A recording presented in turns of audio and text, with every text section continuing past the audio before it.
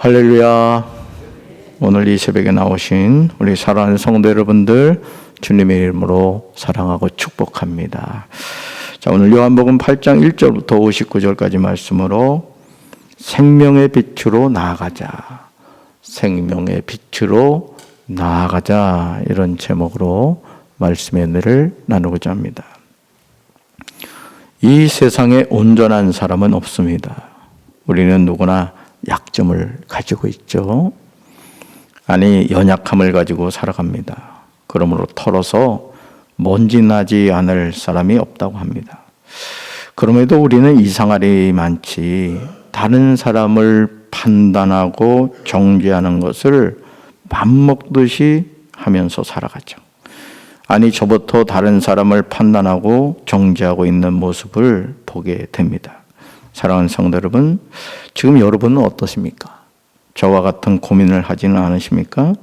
그러므로 예수님은 마태복음 12장 36절로 37절에서 정말 두렵고 떨리는 말씀을 해주십니다. 우리가 귀 기울여야 될 말씀이에요. 자, 같이 읽습니다.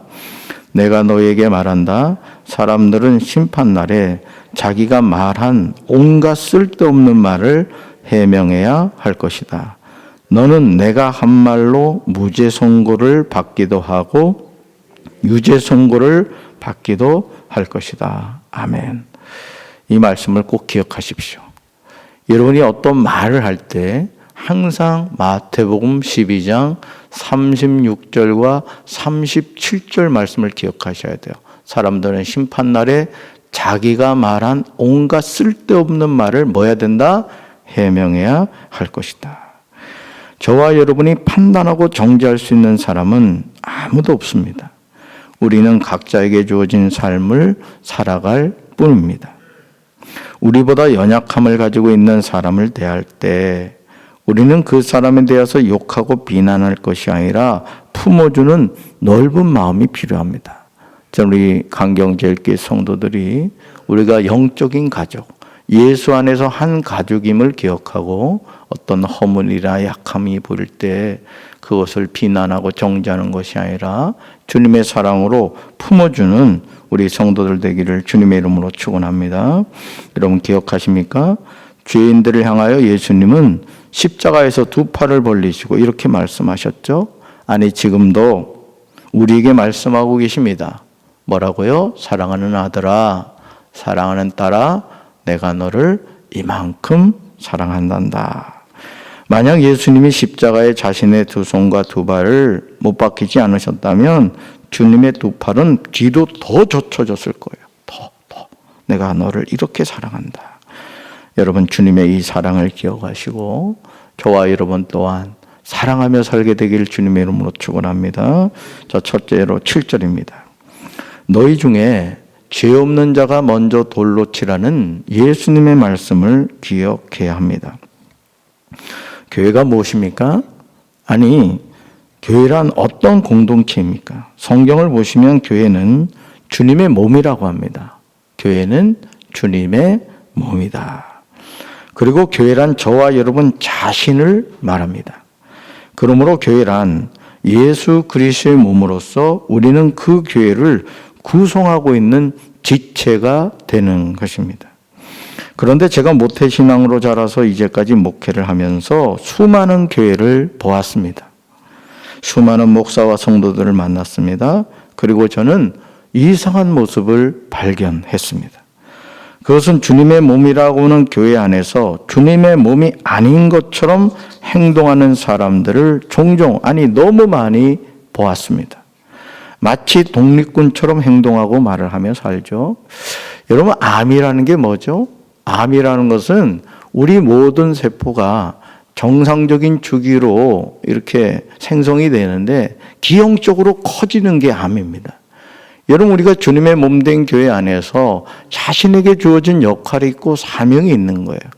그 역할과 사명을 묵묵히 감당하면 되는 거지 나라는 존재를 자꾸 드러내는 게 뭐다?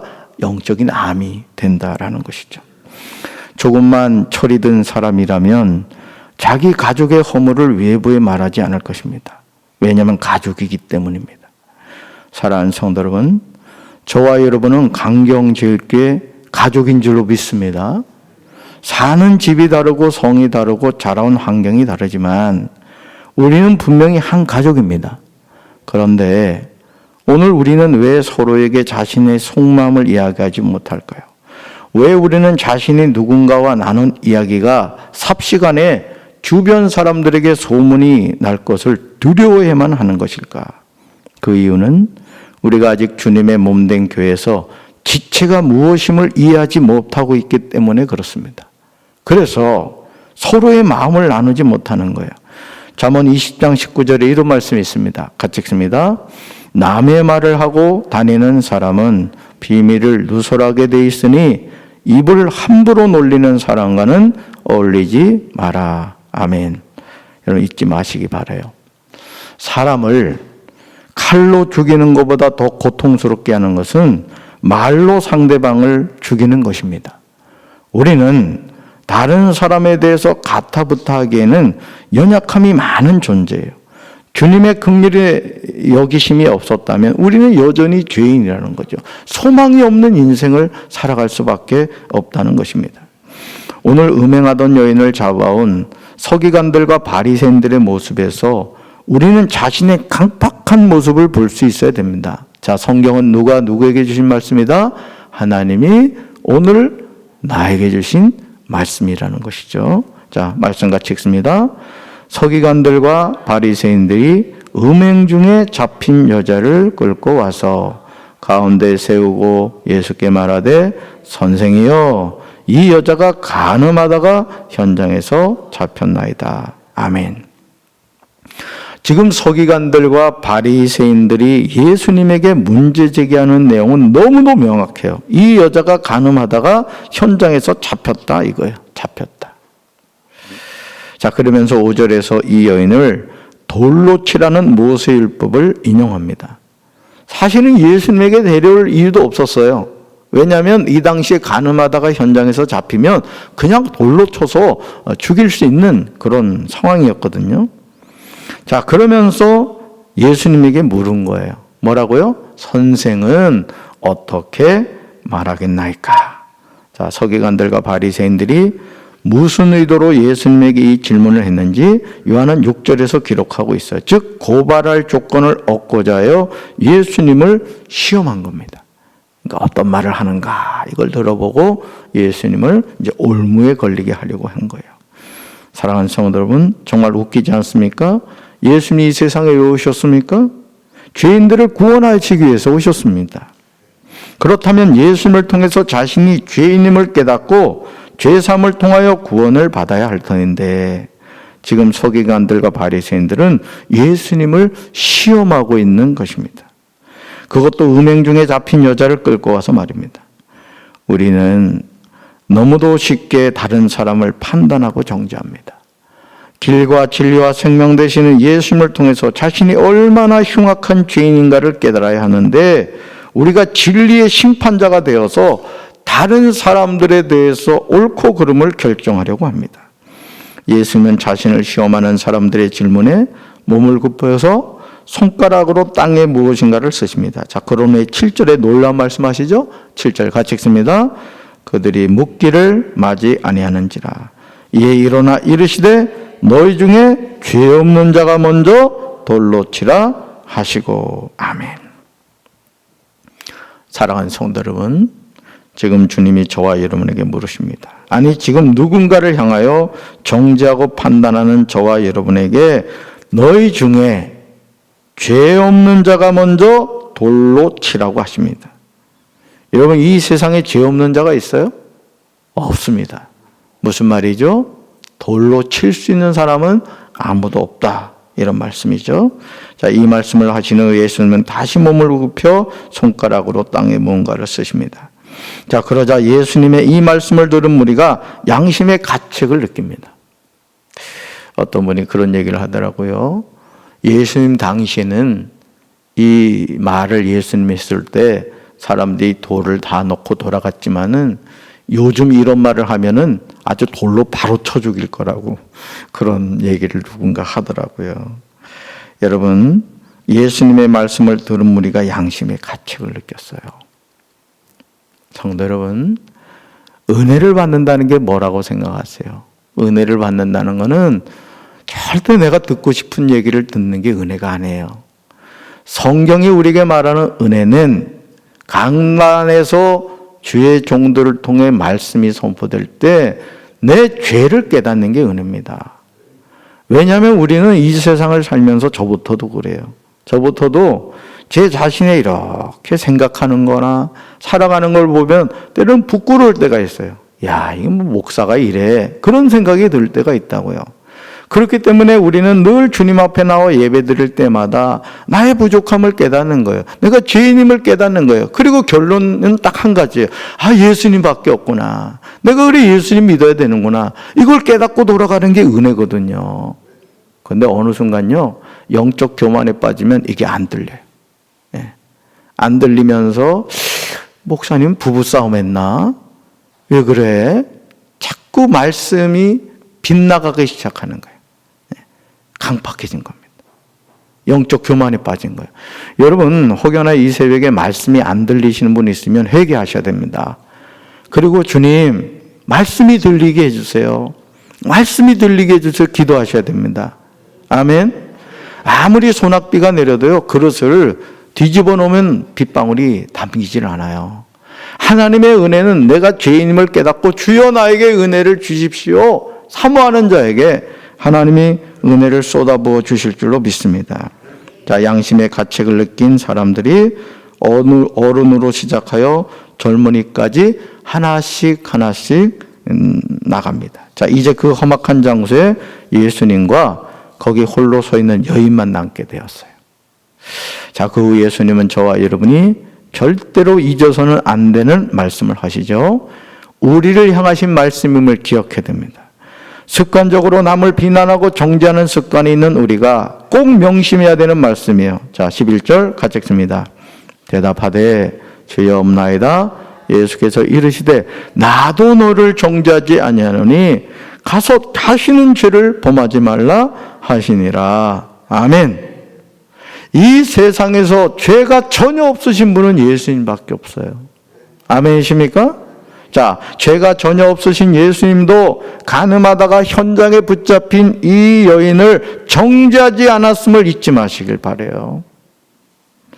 하물며 저와 여러분이겠습니까? 우리가 한 말로 무죄 선고를 받기도 하고 유죄 선고를 받기도 할 것입니다. 우리가 판단하고 정죄할 사람은 아무도 없어요. 남을 판단하고 정죄하지 마세요. 그런 것이 들리고 보일 때마다 여러분 자신을 겸손히 돌이켜보시고 주여 주님만 바라보게 하소서. 믿음으로 승리한 우리 성도들 되길 주님의 이름으로 축원합니다. 자, 두 번째로 16절입니다. 예수님과 아버지 하나님은 언제나 함께 계시고 하나임을 기억해야 됩니다. 우리가 예수님을 믿는 이유가 뭘까요? 여러분, 우리 왜 예수님 믿죠? 아니, 믿어야 하는 이유가 무엇입니까?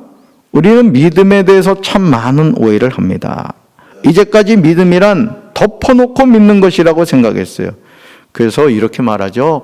믿습니다. 길게 하면 믿음이 더 커지는 걸로 생각을 해요. 믿습니다. 세게 고백하면 믿음이 생기는 것으로 착각했습니다. 하지만 믿음은 입술로 세게 고백한다고 생기는 게 아니에요. 여러분, 로마서 10장 17절에서 바울은 믿음을 어떻게 받을 수 있는지 알려주고 있어요. 따라합시다. 믿음은 하나님께 받는 것입니다. 자, 말씀 같이 읽습니다. 그러므로 믿음은 들음에서 나며 들음은 그리스도의 말씀으로 말미암았느니라. 아멘. 제가 이전에 목회하던 교회 원로 장로님이 저한테 그런 말씀을 하세요. 이제까지 자신이 90이 다 되신 분이니까 참 뭐 그냥 헛된 말씀 하시지는 않을 거 아니에요? 근데 이 장로님이 그런 말씀을 하시더라고요. 제가 오랜 동안 신앙생활 하면서 목사님을 통해서 말씀의 은혜를 알게 되었다는 얘기를 하시더라고요.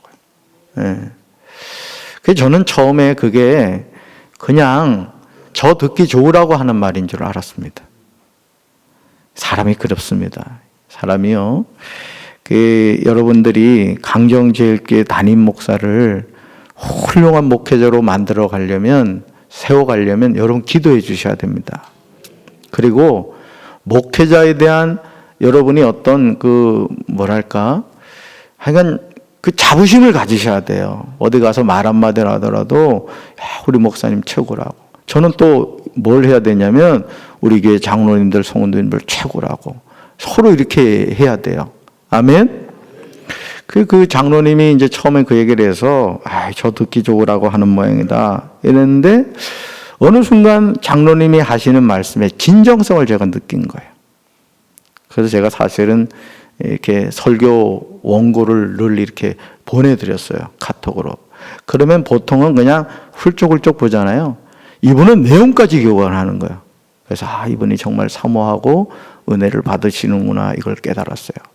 제가 이 말씀을 드리는 것은 뭐냐, 여러분에게도 그런 은혜가 있게 되길 바랍니다. 강단에서 전해지는 말씀의 은혜를 받지 않으면 종교 생활이 됩니다. 우리 전도사님들이 강단에서 말씀 전할 때도 여러분이 어떤 생각을 버리셔야 되냐면, 우리 전도사님들 말씀은 저기고 담임 목사님 말씀은, 그런 생각 갖지 마세요. 강대상에서 누가 말씀을 전하더라도 말씀 은혜 받게 되길 주님의 이름으로 축원합니다. 왜냐하면 강대상에서 전해지는 말씀은 하나님의 대언의 말씀이에요. 또 장로님들이 전할 수도 있습니다. 마찬가지예요. 속해서 그렇잖아요. 속해 인도자들이 말씀을 전할 때 적어도 말씀이라 이러면 안 돼요. 하나님이 세우셨으면 그분을 통해서 하나님의 말씀이 전해지는 겁니다. 여러분, 믿음은 말씀을 들으면서 얻게 되는 거예요. 네, 그렇습니다. 그래서 학교에서도 이 학생들이요, 공부 잘하는 학생들 보면은 선생님 말씀을 잘 듣습니다. 네. 그럼 공부를 잘할 수밖에 없는 것이죠. 여러분, 말씀 들음은 그리스도의 말씀을 통해서 얻게 된다. 즉, 믿음은 하나님의 말씀을 통해서 얻게 되는 거예요. 믿음은 자기 암시를 통해 조작할 수 있는 것이 아닙니다. 믿음은 하나님의 말씀을 통해서 얻게 됨을 믿으시기 바랍니다. 자, 그렇다면 하나님의 말씀은 무엇입니까? 라는 거예요. 하나님의 말씀은 무엇입니까? 자, 개역 개정판에서 이렇게 말하죠. 믿음은 들음에서 나며 들음은 그리스도의 말씀으로 말미암았느니라, 이렇게 나옵니다. 자, 하나님의 말씀은 뭐예요? 그리스도의 말씀입니다. 그러므로 성경 66권은 예수 그리스도를 조명해 주고 있는 거예요. 제가 여러 번 말씀드렸죠? 성경 66권의 주인공은 누구다? 예수 그리스도시다라는 거예요. 그러므로 우리가 믿음이라고 할 때 그 믿음은 누구를 믿는 것이다? 예수 그리스도를 믿는 것입니다. 무엇을 믿는 것입니까? 그분이 메시아고 그리스도고 구원자임을 믿는 거예요.